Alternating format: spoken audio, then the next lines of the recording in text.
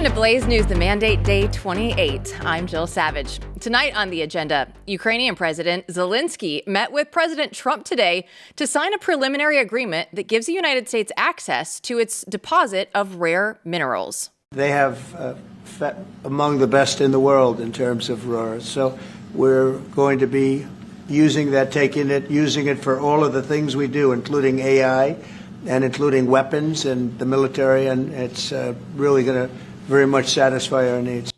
Well, the agreement proposes setting up an investment fund for the security of Ukraine, and Ukraine will contribute 50% of future proceeds from the state-owned mineral resources, oil and gas to the fund, and the United States would own the maximum amount of the fund as allowed by law. But things got a little heated today when Vice President JD Vance accused Zelensky of taking shots at the administration that's keeping his country afloat. And Zelensky began accusing Vance of ignorance on the war and forcing Trump to intervene to put the Ukrainian president in his place.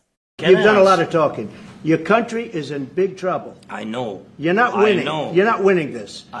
You have a damn good chance of coming out okay because of us. Mr. President, we are staying in our country, staying strong from the very beginning of the war. We've been alone, and we are thankful. I said thanks you haven't in been this alone. cabinet, you and haven't not been only alone. in this cabinet. We gave you, through this stupid president, $350 $350 billion. We gave you military equipment, and you men are brave, but they had to use our military. What about if you didn't have our military equipment, if you didn't have our military equipment, this war would have been over in 2 weeks. And it didn't stop there. Zelensky inferred that the Trump administration is falling short in its support for Ukraine, but Vance called Zelensky ungrateful for the billions that he's received in American aid. Take a look.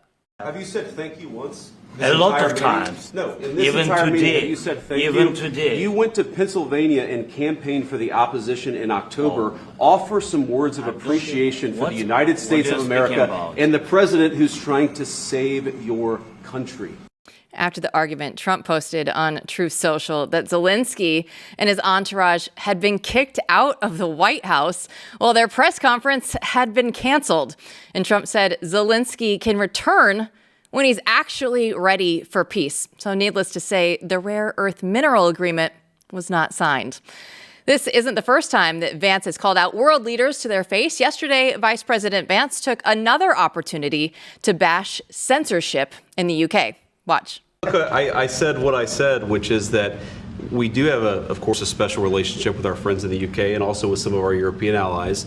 But we also know that there have been infringements on free speech that actually affect not just the British. Of course, what the British do in their own country is up to them, but also affect American technology companies and by extension, American citizens. So that is something that we'll talk about today at lunch.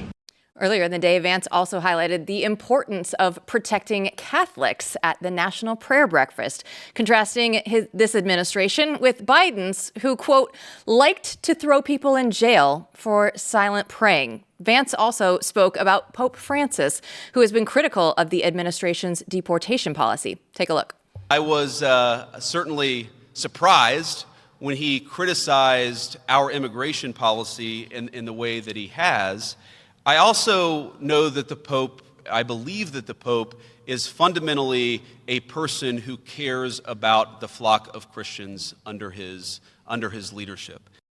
Well, the New York Times doxed dozens of DOGE staffers, revealing their names, photos, and personal information in an article titled, "The People Carrying Out Musk's Plan at DOGE." Elon Musk responded on X, writing that the New York Times is pure propaganda. And he wrote in a post to X that they are a bunch of a-holes. President Trump and Elon Musk have been making cuts left and right, but there's one agency that seems to just stick around. The Consumer Financial Protection Bureau was created by Senator Elizabeth Warren and Barack Obama after the 2008 financial crisis. And the GOP has been trying to destroy this ever since, along with its nearly $1 billion budget. A few weeks ago, President Trump expressed interest in getting rid of the agency, but Trump just recently nominated banking regulator Jonathan McKern to run the agency. In other news, President Trump is set to sign an executive order making English the official language of the United States. This will be the first time America has an official language in almost 250-year history.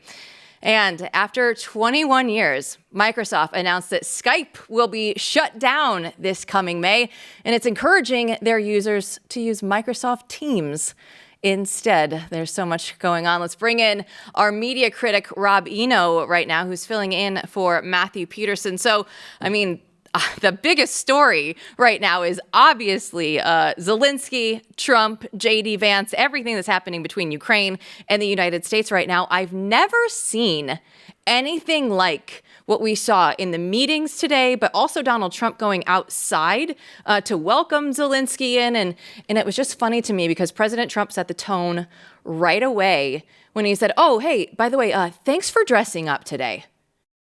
Yeah, it's absolutely insane. I mean, that's been the biggest thing with Zelensky is he's an actor, right? So he seems to be cosplaying the leader of a country at war. But, we've had other countries at war that people actually do dress up on. The thing that's the craziest to me out of all this is Zelensky lost Lindsey Graham today. Yeah, and that's hard to do. Right. Lindsey Graham last week or the week before was in Ukraine, effusing praise that you're our only hope for all of humanity. And today, Lindsey Graham said, the question for me, for the Ukrainian people, I don't know if Zelensky can ever get you where you want to go with the United States.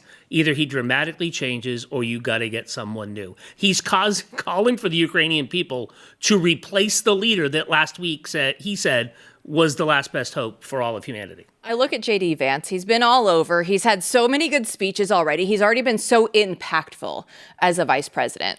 What do you make of him in his interactions today, in his just willingness to kind of jump in there and just say, you know what, this isn't how things should be going right now. You need to be respectful. Right. I think he says what we all think. And I think that's what we like about him is, diplomacy for so long is this game where you've got to say nice things to make people do what you want them to do. But sometimes hard, cold truths are what need to be said. And that's what JD Vance said today. JD Vance calling out Zelensky for coming to the United States and illegally campaigning against Donald Trump and him when he went to Pennsylvania, which is highly irregular. I mean, the Democrats talk about Russian disinformation and Russians meddling in elections. Here you have the guy that we basically are fronting, calling out the people, saying who the American people should vote for so he can keep getting money. Now, when I look at doxing, I'm told that that's a bad thing, Rob, unless the left does it to the right. And then it's okay, right? With the New York Times and Elon Musk and the DOGE staffers. What do you make with this? Is the New York Times actually going to have to face any accountability from this? I have, I think, a different opinion than our friend Elon Musk on this. I think that if you work for the government, your name should be known, your position should be known, and how much money you make should be easily found out. Even in the communist state of Massachusetts, I can go on and see how much all my friends that work in the government in Massachusetts make. Should you have, now if the New York Times said they live at this house, this is where to find them, I think that crosses a line. Elected officials have to say that when they get elected because you have to know where they're from and if they're there. But if they're regular government employees, I think it goes too far if they've actually given out information. But personally, identifying information, I think that I should know the name of every single person that works for the government, except for people obviously in intelligence roles and things like that. I just think that is transparency and you should know that. So if we're going for radical transparency here, this is one where I may side with the New York Times depending on how much information they give out. Well, we're gonna mark that down. Rob Eno siding with the New York Times here.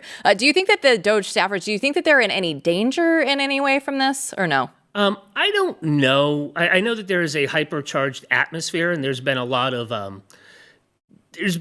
talk, and I think a lot of it's talk. But I'm not. But we haven't seen these massive demonstrations really since, like we saw in 2017. There wasn't violence at the inauguration like there was in 2017. There weren't cars burning everywhere. It's funny, the senators last week held a big, massive protest when it was 5 of them standing at a podium.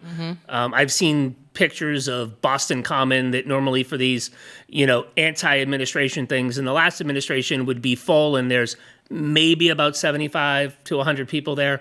So I'm not that concerned that their lives are going to be in danger, but there are crazy people like the guy that went to a baseball practice and shot it up. So it just takes one loose cannon. And Donald Trump with English as the official language. It's good because it's the only language that I speak. So I'm glad that he picked English here. But, it's one of those things where, does it have to happen? I don't know. But it's nice that I guess it's getting done. I mean, we have a de facto English language, right? You have to prove English proficiency to get your citizenship. Yeah. So we had a de facto. It's not a law. He declared it by executive order. Weirdly, in our history, there were legislatures that met in other languages. A lot of the upper Midwest actually met and proclaimed laws in German before Germany went and did some crazy things at the beginning of the last century and in the middle of the last century.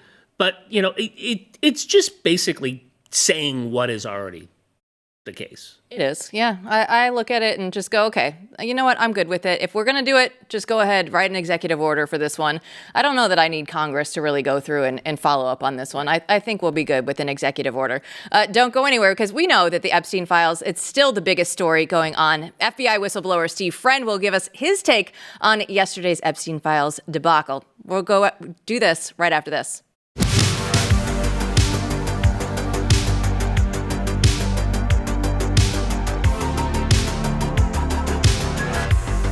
Well, did you know that 85% of the grass-fed beef in stores, it's actually imported? That's thanks to a 2015 law change. Now, foreign meat can be labeled product of the United States just because it's packaged here. That means that grocery store meat often has all the antibiotics and the hormones and the seed oils that nobody wants in their food. But Good Ranchers is different. They're 100% American meat. They don't have any of the hidden additives. They don't have seed oils. It's just clean, high-quality protein. And their beef, chicken, and seafood are all born, raised, and harvested right here in the United States, so you know exactly where your food comes from. Good Ranchers will deliver straight to your door so you can skip the grocery store and get the farm-to-table quality while supporting American farms and ranchers. They have their New Year, New Meat promo, and you can get free ground beef, chicken, or wild-caught salmon in your order for a year, plus $25 off with code JILL at checkout. Don't wait. Go order now. It's Good Ranchers. American meat delivered. Well, yesterday we discussed Attorney General Pam Bondi's claim that the FBI is hiding thousands of pages of Epstein's secrets. So how might they be doing this? Well, Steve Friend is the FBI whistleblower that we know and love, and he's the host of the American Radicals podcast. So, Steve, let's go into this, right? What role did the FBI, do you think, that they played in this Epstein documents case yesterday? I think there's a lot of subterfuge that went on in the lead up to this. I mean, there's sort of an inner civil war amongst the old guard of the FBI pushing back on the new director who's come in and going to be shattering the status quo, new sheriff in town, new boss. And I think there's a lot of resistance, particularly from the New York field office, where a lot of the investigation was going on. They had access and privy to a lot of the documents, and they wanted to send a message, a shot across the bow, I guess maybe a last best effort here of Kash Patel and at the helm as the director, and they wanted to resist and hold back and maybe create and generate some sort of static between him and Pam Bondi, the Attorney General. Do you think that anybody that Kash has tried to go to the New York office today, that he sent his own people to that office? Are you hearing anything that they're trying to get these documents and make sure that they do come out? Yeah, that's my understanding as well. I mean, Kash Patel has surrounded himself with people who are his own appointees. He's got an advisory council, a committee of guys. I know some of them. These are guys that are all in for let's change the status quo, and they're going to be going in there, and they really, frankly, have to at this point. I mean, this is a challenge. This is sort of on the prison yard where there is an up and coming there who's trying to assert their dominance here, and unfortunately, it bore itself out as an ugly incident yesterday where it made the Attorney General look bad. It made Kash Patel look bad, but there's an opportunity here. I mean, these guys have sort of outed themselves as being the last bastions of the resistance to the new day of the FBI. And I am hopeful that we're going to actually see people held accountable, walked out of the office, and lose their careers over this. Yeah, well, we're in this internal struggle right now, right? We know that the FBI is going up against the New York field office. So what do you think the odds are, right? The documents were supposed to be handed over at 8 a.m. So you know how this stuff goes. What do you say the odds are that actually happened? I don't think that it actually did happen. I think that this is still a continuing and ongoing struggle here that is just getting uglier and uglier by the moment. And then look, this is just the reality of the situation. Every moment that goes by, that viper just coils itself around you more and more. And Kash Patel's learning that firsthand now. He's getting his first crack at it. Every second that goes by, the bureaucracy is trying to suck him in, throw up as many guardrails as they can, as many speed bumps as they can, as many distractions as they can. And this is really just the first challenge that he's facing, and it's a pretty public one as well. And he's fortunate enough to actually have a really good relationship with Pam Bondi. I know they're close and they're friends. He also has a pretty big supporter over in the White House who really embraces that pugilist mindset. So I think that this is going to be the opportunity for him to step forward and be the guy that I know him to be, and that's a guy who's uber competent and qualified and willing to take on the fight. Is there anything that Trump could be doing right now to speed up that process? I think we need to set some examples. I think that there needs to be some heads on pikes by close of business today, and with the people walking out and heading into their weekend thinking, ooh, do I really want to go in there on Monday and challenge this and continue to fight on it? We might not get the Epstein list given out to us today on Friday, which I don't necessarily hate that much because it is a Friday news cycle, right? We're going to have the Friday news dump. Maybe come in fresh on Monday and actually have an example, and President Trump could do that, could assert that, or at least empower Kash Patel or empower members of the Department of Justice, and do so in a very public way. It has to be similar to what we saw during the Senate Judiciary hearings when Kash Patel was testifying in front of the confirmation, and we had numerous, in the dozens, members of senior executive service who were walked out in front of their subordinates, in front of the personnel, and that was just in the back of their minds. And if you remember, that was heading into that last week before we were going to have the fork, the decision to have the deferred resignation program.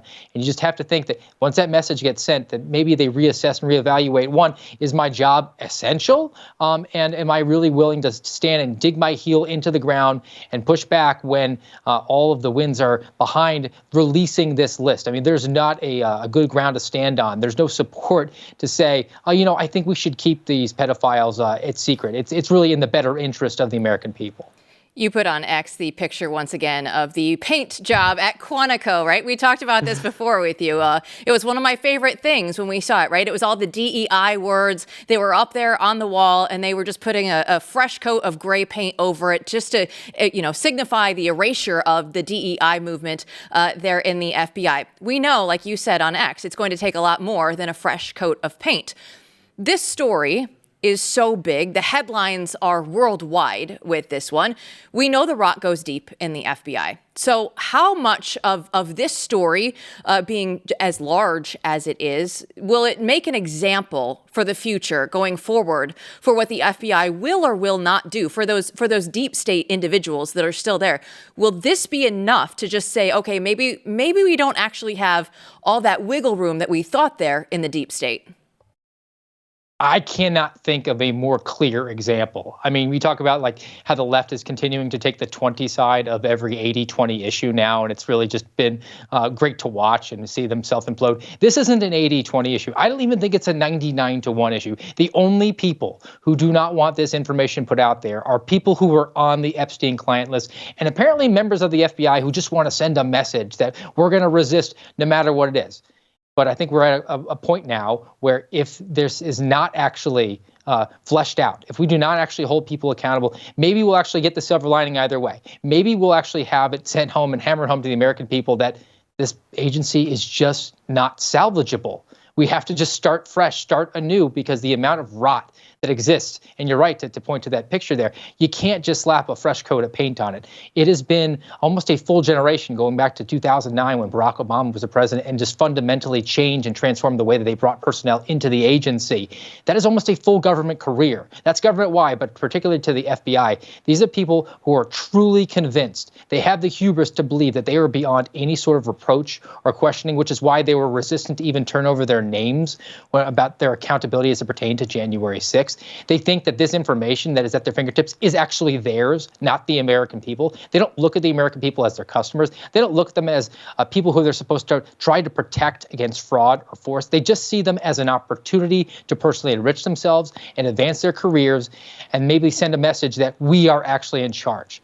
If that is actually pushed out there, the silver lining will be that the FBI will be gone. But I think we're actually going to go the other way on this one. I think there's enough mettle and resolve in Kash Patel and Pam Bondi, and certainly Donald Trump, as he's shown over the last year of the campaign trail, that there's going to be accountability in the form of firings and hopefully even some prosecutions. I just want to ask one question about the timing, right, on these Epstein things. There's a lot of chatter going on Twitter right now. Katie Pavlich, some other people saying that Ghislaine Maxwell's appeal to the Supreme Court may stop these documents from coming out. In your experience, where court cases are ongoing, is that something that they're going to try and use and say, well, we meant to give it to you, but there's this case going, and the judge is certainly not going to let us do it? That just doesn't hold water for me. I mean, they present the facts in her initial trial. I mean, unless there's a new evidence that's exculpatory that was withheld, this is actually more evidence. And in that trial, what was so bizarre and crazy and really in keeping the secrecy behind the Epstein client list was that she was convicted of trafficking, but we didn't know to who. It's a drug seller who's selling and peddling narcotics, but we don't know who the buyers were. I think that that is not going to hold water for the American people. And look, let's just get down to brass tacks. If Ghislaine Maxwell's case is jeopardized and she walks free, but we're able to bring in hundreds and hundreds of pedophiles who are around the earth and are in positions of prominence and power, I think I make that trade. Well, Steve Friend, we always love having you on the show. And you know what? At one point, this is all going to come out into the light, and we will see it, hopefully, and we'll have you back on the show then. Thanks so much. Great. Have a great weekend. Don't go anywhere. Auron MacIntyre will have all of the details on the NSA's not so safe for work chat just ahead.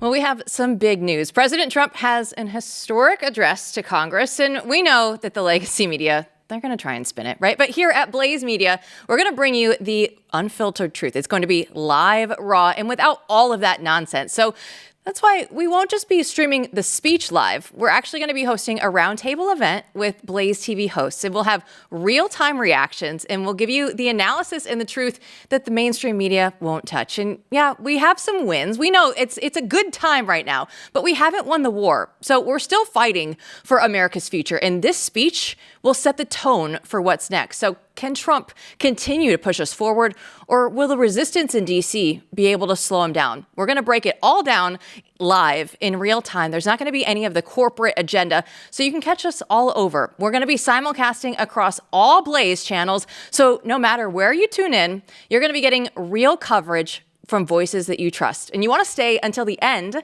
because we have an exclusive sneak peek at Glenn Beck's NSA's whistleblower special. And you don't want to miss it because Trump's speech is Tuesday, March 4th at 7:30 p.m. Eastern. Set your reminders and join me and all the other Blaze TV hosts live. It's one night that you're not going to want to miss. We'll see you there.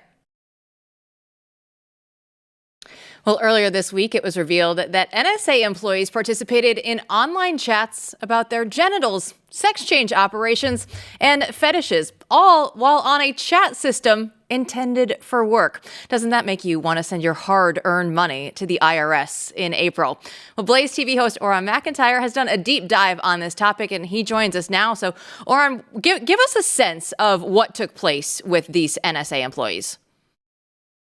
Yeah, we've seen the reporting coming out of people like Chris Rufo that revealed that these chats were being operated by the CIA and the Department of Homeland Security, other intelligence agencies. And not only were they being allowed to exist on government servers that were specifically only supposed to be used for high security type operations, but they were being counted as critical, mission critical operations because they were contributing to the DEI effort of the American intelligence community. Now, the very phrase DEI effort of the American intelligence community should really make the blood in your, in your body completely freeze over. These are the most important jobs in the United States in many instances. They are truly life and death. These are the people who are supposed to be watching out for massive terrorist threats, foreign threats. These are the people who are supposed to be safeguarding us at all times and have a massive amount of access to our own personal information theoretically for our own well-being. And not only are they not doing that job, they're spending all their time not doing that job, talking about their preferences for weird sexual fetishes and even their desire to groom children into their own ideology, which unfortunately is exactly what I expected, but it's horrific to see it in real life. Hey, Auron, can you give us some of the most ridiculous, or I guess most disgusting things that you may have seen that they were talking about that Rufo uncovered? Yeah, I'll try to get through that without vomiting. But they were talking about all kinds of disgusting, how much the males who had gone through this gender mutilation enjoyed being penetrated, how much they enjoyed urinating on each other, how much they wished that they could have hermaphroditic children so they could raise them in some kind of science experiment and see if they ever chose a gender at all or whether they would remain non-binary for their whole lives. It's the whole gamut. It's everything that you would expect. Absolutely disgusting sexual preferences, but on top of this, also the desire to project those onto children. And again, you know that the people who are operating in this mode are applying this to then the work that they're doing. We know that agencies like the FBI have gone after parents who have specifically spoken out against gender ideology being pushed on their children. And that we see our own intelligence agency not only embracing this ideology, but then having dominion over who would be able to say, stay on a no-fly list, who would get flagged for their different activities online. The intelligence community would want to look more into their own personal communications. So if you have the wrong ideas, the wrong beliefs surrounding this stuff, did none of that play into the way that the intelligence community was interacting with you? I bet it most certainly did, and we're probably only seeing the tip of the iceberg. I'm glad that Tulsi Gabbard has taken action on this and has removed a number of people, but this is probably a rot that goes deep to the core of these organizations. This is just the most vile inculcation of this ideology into the deep state in America. Yeah, and that's where I want to go now, because when you look at this story and others like it, I look at it and just think this is where we are as a country right now. Like the people went to work and actually thought that this was okay somehow to do this during their work hours on work computers. What does that say about the state of the country? I know we're trying to change things right now, but currently, where we're at right now, what does this say? Well, this tells you how horrible the infiltration into the deep state we had, right? That ultimately these people who are in these mission critical positions have this ideology, are pushing this ideology, are spending all day discussing this ideology instead of doing their jobs, and are probably taking that ideology into what they're actually doing once they interact with the public. This is all terrifying. And ultimately, it has to be taken out root and branch. If this is allowed to continue in any way, shape, or form, it will completely distort what our government should be doing at all. If you were a heterosexual person in a private sector job talking like this about anything, you would immediately be fired for sexual harassment, workplace discrimination, all kinds of lawsuits would come up. But because this was in favor, the sexual discussion was in favor of the ideology that is being pushed by the Democrats, by progressives, by the left, not only were these people allowed to do it on work time, they were celebrated for doing it on work time. This was considered, again, mission critical, and they could take time away from jobs that were literally about making sure we don't get killed by foreign terrorists to instead focus on discussing how much they enjoy their fake vaginas. This is something that simply cannot be allowed in any way, shape, or form in the United States in general, but obviously specifically in our most sensitive areas. We were promised that this social revolution would only touch the soft sciences, sociology, or maybe even education, these kind of things, but we would never get to the things that really made our civilization run. But as we've seen when it comes to trying to direct airline traffic, to running our intelligence organizations, to running our medical institutions, this ideology is everywhere. It's cancerous, and it will kill us if we allow it to continue to grow. Right. And it's not just, this DEI chat room, all of that stuff. There's a story that came out in the Telegraph today. Apparently, our mission critical USAID money was used to put together the first trans clinic in India. It seems that this, like you said, is mission critical to what the United States was doing, exporting this sort of thing. And if that's what freedom means, right? Freedom means you take our money to open trans clinics in India, and if you don't believe in that, you're obviously a bigot, right? I mean, that's kind of like where we're at. It becomes very clear that ultimately what was growing this progressive empire across the entire world was this ideology, the desire to destroy all cultural and moral and religious particulars, turn everyone into kind of this homogenous gray goo of different sexualities. It's a boutique of different leftist ideologies. They all have to be leftist. They all have to be progressive. But in that, you can change your gender. You can change everything about yourself. And that's really what they wanted to export to the entire globe. We see that they didn't just do this inside our own intelligence community, as you point out, but it was also a critical part of USAID. That foreign aid was going out to all kinds of horrific programs, and so many of them were centered, again, on gender ideology. We were funding trans comic books in Peru and musicals about trans ideology in Colombia, and funding the spread of atheism in Nepal. These are obviously things that are all connected, again, to that progressive secular humanism.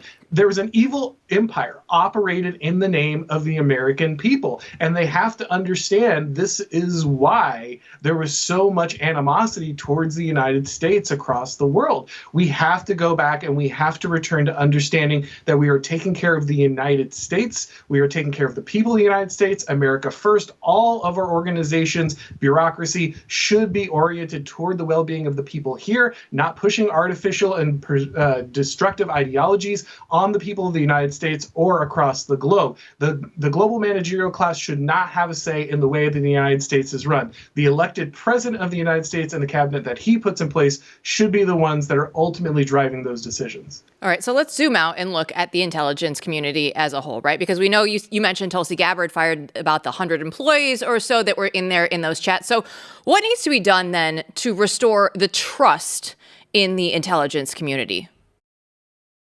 That's a much larger problem. Trust in our institutions itself continues to fail. We see even now the FBI not complying with certain requests coming from the Attorney General. We can't have that operating and think that there's any kind of trust that will be built between the American people and those institutions. Until we have a full investigation, a full tear down and rebuild of many of these institutions, there's no reason that Americans should trust them. And that's something that Donald Trump, I think, understands. That's something that we've certainly heard from the likes of JD Vance and Vivek Ramaswamy, grasping that the administrative state, that the managerial class are a problem that has to be directly addressed. I wrote a book about this. I am incredibly happy to see people of this high of stature be familiar with that language, familiar with the problem, and dedicated to carrying it out. Now, that said, it's very difficult because when you're operating, let's be honest, what is a global empire at this point, you need large-scale institutions. Large-scale institutions are the only way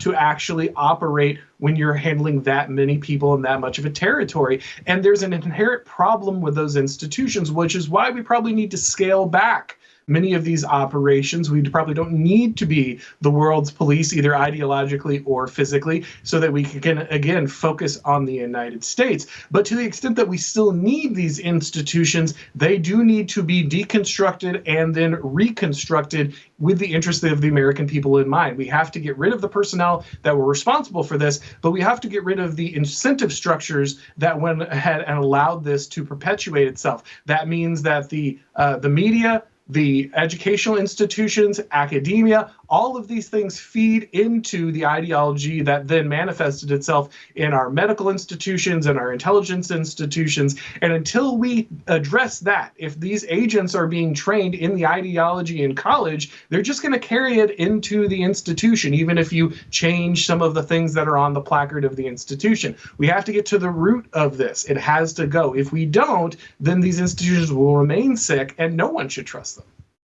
You know, our viewers may have family members, might be parents, boomer age, whatever, that a lot of times when these cultural issues come up, they're like, no, it's not that bad. This is just some weird thing that comes out of nowhere. How should our viewers message that to people in their families, or try to explain just how bad it is to people in their families that may not believe that this was just some small thing? I can't believe those crazy, MAGA people are blowing something out of proportion again. How do you message that to somebody like that? Yeah, that's always difficult because you have the scenario where so many people are protected. They live in small town America. They're not directly interfacing with these institutions on a regular basis. They're not swimming in the DC swamp, and they say, "Oh, here in my, my kind of middle America hometown, things are still relatively normal," and that's great. But then you need to talk to the kids that are going to college. You need to talk to the kids and understand what they are actually imbibing when they enter into these educational institutions. And if you're one of these kids or one of these younger adults that's trying to communicate to an older generation, I would just say this. Remember that most of them know there's a problem, but they don't know how it got caused. They don't have the linkage, the causality to grasp how we got to this point. And so some of the things like the idea of the public-private distinction in the United States, that is still a substantive barrier that prevents ideological contamination between, say, the government and private business, you can simply point to something like the COVID crisis and say, look at this scenario where a global organization like the WHO basically took over the sovereignty of your nation, where highly ideological people who are supposed to be objective experts instead delivered this very ideological, progressive narrative that was completely out of step with science. Once you kind of see the fact that the people who are supposed to be objective and operating outside of this ideology are in fact driven by it, it's very difficult to ignore. And something like COVID is the perfect example to really open people's eyes, because nobody, even in the best states like Florida, where I live, completely escaped the negative consequences of that ideological infiltration into our critical institutions. That's a super easy example for people to recognize, even if they don't normally hear the rhetoric coming out of the university. Well, things are slowly changing in D.C. and within the administration. And the Pentagon, they had an internal memo earlier this week that said any service members that identify as transgender or exhibit gender dysphoria, they're going to be suspended unless they're granted a waiver. So how is this going to change the military now? Well, obviously, in a just effective capacity, a very low percentage of people who participate in the military have any kind of transgender identity. But overall, it's critical because again, we have to understand that these forward-fighting institutions, right? Things that like the intelligence organizations, the military, these are not some cute little side project where people can do their social experimentation. These are the areas in which we rely on our government to actually protect us in a very real and physical sense. And so the fact that the United States military is simply recognizing the fact that mentally ill people should not be in active combat or serving in critical roles is just a simple acknowledgement of reality. You can have a lot of sympathy for people who are affected by this problem. You can seek appropriate therapy for them, but having them in any kind of critical role where mental health is absolutely important, because if you don't have it, people die.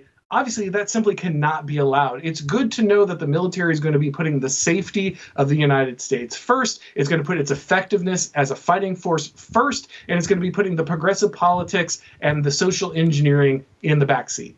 One more question, Auron. We say that the military is seeing this now, but that's, the Trump administration, Pete Hegseth guiding the military, right? I think it seems like a lot of the problem was the leadership that people like Biden and Obama put into these high positions that were pushing this sort of, social experimentation. Do you have any confidence that that will be rooted out in the next 4 years of the Trump administration?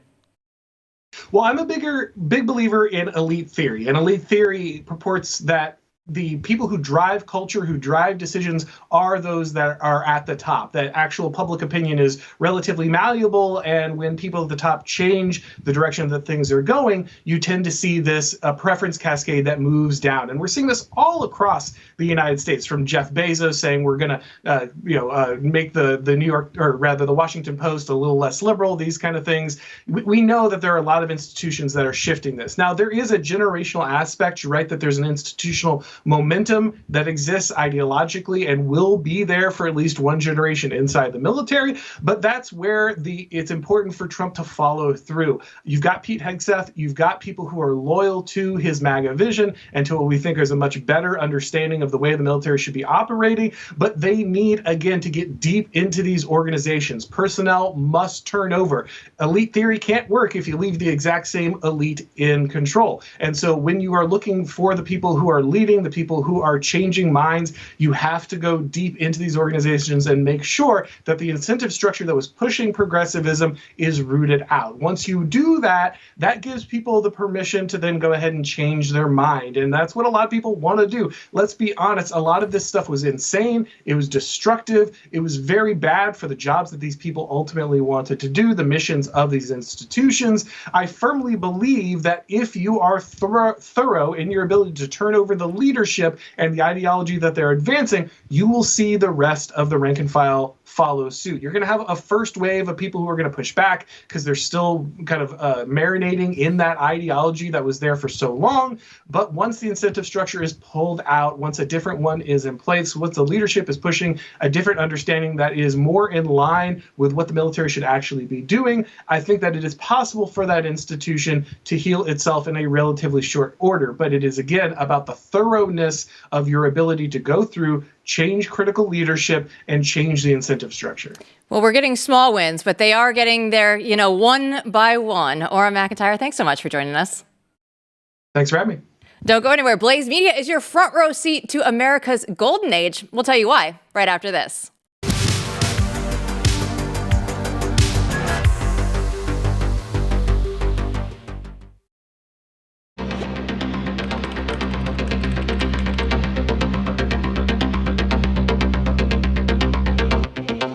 We're Americans. There's something different about us. Most people don't actually know what they're fighting against. The Declaration of Independence is our mission statement. That's what we're trying to build. The golden age of America begins right now.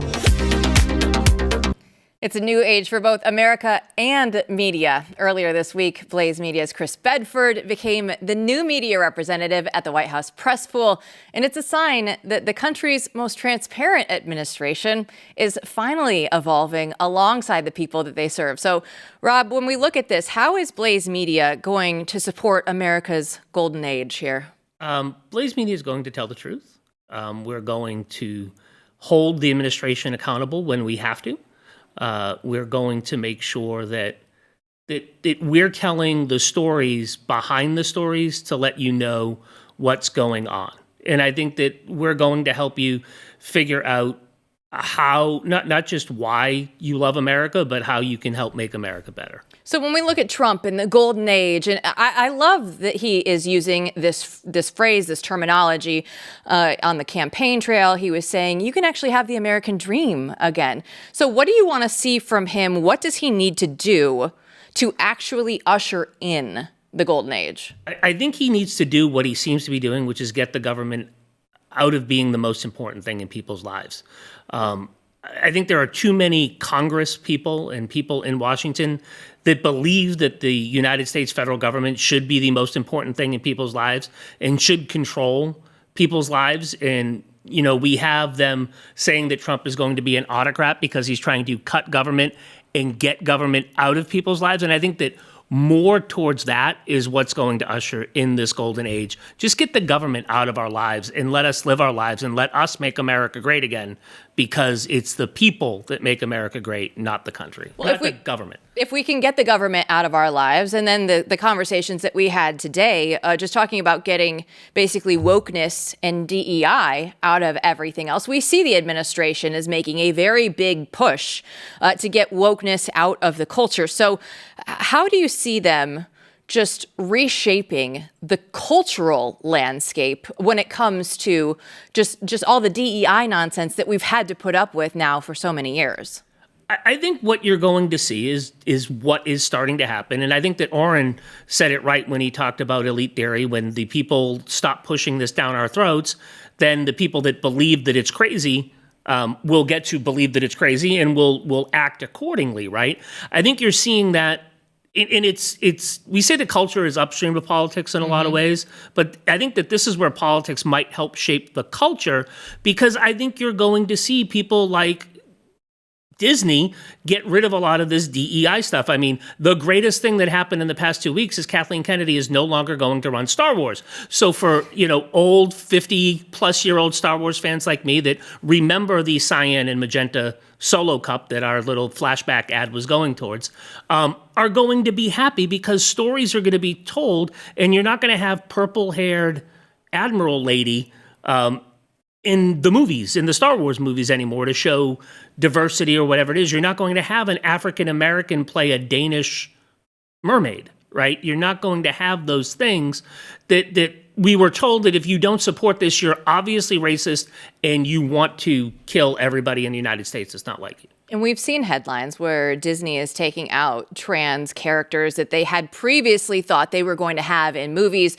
We've seen the headlines where they are actually going to go through and take DEI out of Disney, which is, I think, a huge win. Now, they might come back and just relabel it as something else, but at least at this point in time, they are trying to signal change. Whether they do it or not is a different story, but they are at least signaling to the American people that they are trying to change things internally. Right, and I think that comes from two ways, right? That comes from the leadership at the top with Donald Trump and his win, which I think nobody saw coming. I think we did, but I think everybody in the establishment didn't see that coming, that people actually believed that way. But there's also been legal cases that the America First Legal Foundation and others have been taking that are showing that actually all of these DEI policies are actually against the law, against the civil rights law that all these people passed. And I think that our friend, the U.S. Attorney for Civil Rights that's coming in under Pam Bondi is going to completely and utterly eviscerate a lot of these companies, and it will be the government taking that side. There was a Supreme Court case today where there was a woman who worked at a company, and she was passed over because everybody that was working there was LGBT, and she actually got a demotion that she should have been the person getting the promotion, somebody less qualified than her, and she happens to be a white lady. And it looks like the Supreme Court is probably going to say, yes, that is discrimination, and take away this ridiculous bar that you had to show that if you were a white person and not a person of a quote-unquote protected class to claim racial discrimination. Well, we've seen the Trump administration have so many wins, and it was only this week, as I was on the Steve Day show earlier today, he said, oh, we finally got a rake in the face today, or yesterday with the Epstein files with Pam Bondi. But other than that, I mean, we got through over a month of the Trump administration with quality wins. Yeah, we will not be tired of the winning. Is that what we're supposed to say, right? Yeah. We will absolutely not be tired of the winning.